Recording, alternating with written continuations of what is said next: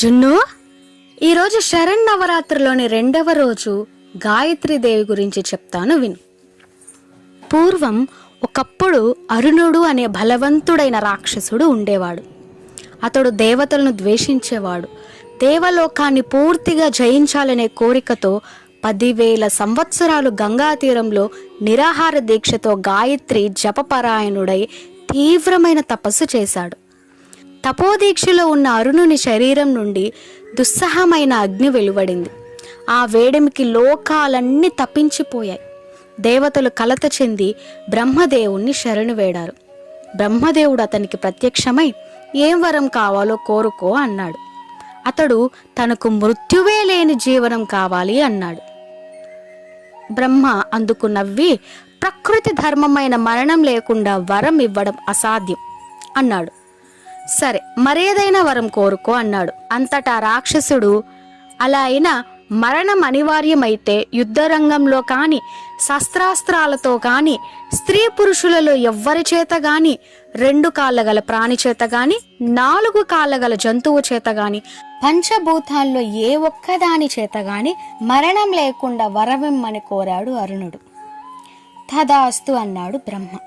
బ్రహ్మ వరగర్వంతో అరుణుడు రాక్షస గణంతో కలిసి దేవలోకాన్ని ఆక్రమించడానికి సంసిద్ధుడయ్యాడు.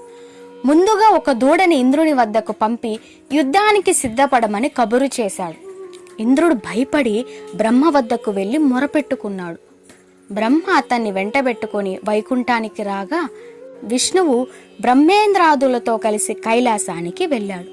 ధ్యానముద్రలో ఉన్న శంకరుడు వారి మొర విని ఆ రాక్షసుడు గాయత్రి జప పరాయుండని, అతడు గాయత్రి మంత్రాన్ని మానివేయడమో మర్చిపోవడమో చేస్తే తప్ప అతన్ని వధించడం సాధ్యం కాదని చెప్పి అందుకు తరుణోపాయం కోసం పరాశక్తిని ప్రార్థించవలసిందిగా సూచించాడు. బ్రహ్మేంద్రాది దేవతలు ఈశ్వరుని సూచనానుసారం పరాశక్తిని ఆరాధించారు. మాయోపాయం చేత అరుణుని గాయత్రి జపం మాన్పించడానికి తగిన ఆలోచన దేవగురువైన బృహస్పతికి స్ఫురించింది. వెంటనే ఈ స్ఫురణ దేవి సంకల్పంగా గుర్తించి బృహస్పతి అరుణుని వద్దకు వెళ్ళాడు. వచ్చిన బృహస్పతిని చూచి అరుణుడు అతిథి సత్కారాలు చేసి, మునీంద్ర, నేను రాక్షసుణ్ణి కదా, మీరు దేవగురువులు, దేవతలు నాకు శత్రువులు, నాతో మీకేమి పని, మీ రాకకు కారణమేమిటి అని అడిగాడు. అందుకు బృహస్పతి నవ్వి, రాక్షసరాజా, నీవిలా అనడం భావ్యం కాదు. మా ఆరాధ్య దైవమైన గాయత్రి దేవతను నిరంతరం నీవు ధ్యానిస్తూ ఆమె మంత్రాన్నే జపిస్తున్నావు.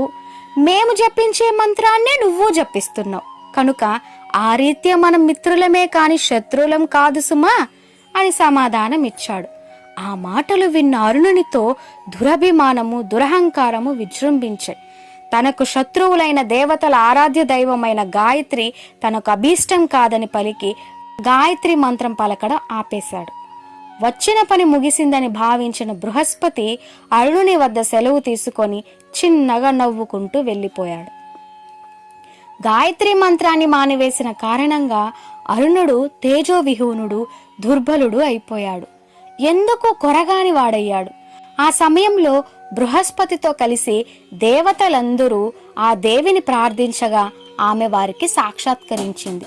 అంతటా పరాశక్తి తన మాయా విలాసం చేత భ్రమరాలను అంటే తుమ్మెదలను ప్రేరేపించింది.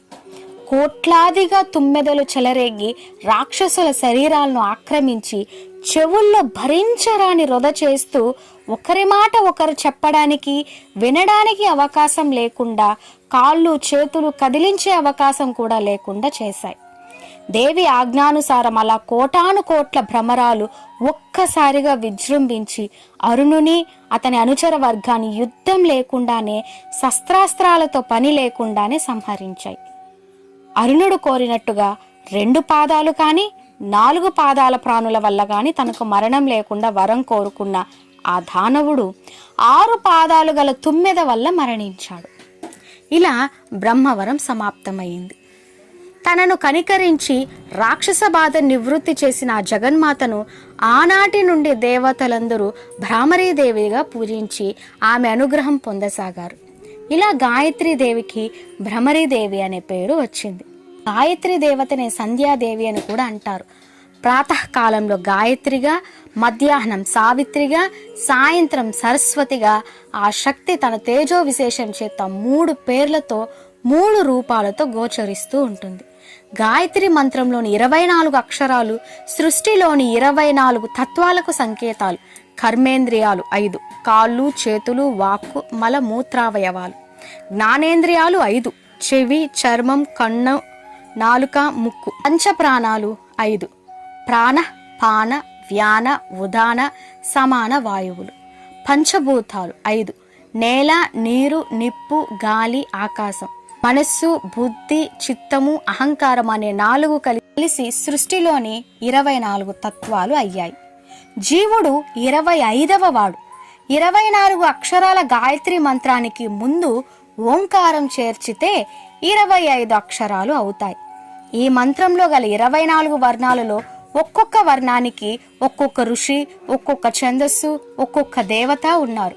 24 రంగులు, 24 శక్తులు, 24 ముద్రలు గల గాయత్రి మంత్రానికి వేదోక్తమైన సాంప్రదాయాన్ని అనుసరించి కవచము, హృదయము, శక్తి, బీజము, కీలకము ఉన్నాయి.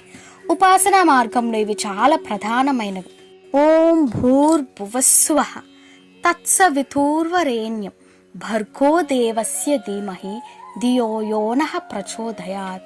ఇలా గాయత్రి మంత్రాన్ని నిత్యం జపిస్తున్న వారికి అమ్మ అండగా తోడై ఎల్లవేళలా సదా రక్షగా కాచి కాపాడుతుంది.